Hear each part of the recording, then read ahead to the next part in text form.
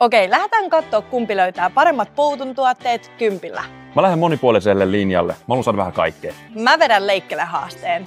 Niin monta Poutun leikkele-pakettia kun 10 saa. Sitten mennään. Nyt ollaan oikealla hyllyllä. Mun lähtee ainakin tää possupaisti tästä mukaan. Alright, eli aloitetaan näillä. Kanapuikot, tää on meikän lemppari, onneksi niitä löytyy täältä.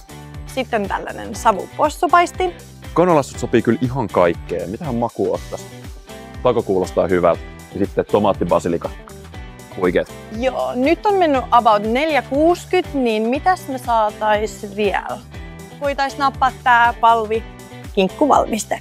Nyt mä luulen, että me ei saada enää mitään muuta, mutta kyllä me näistä hyvät aamupalat saadaan tehtyä. No mitäs sä löysit 10?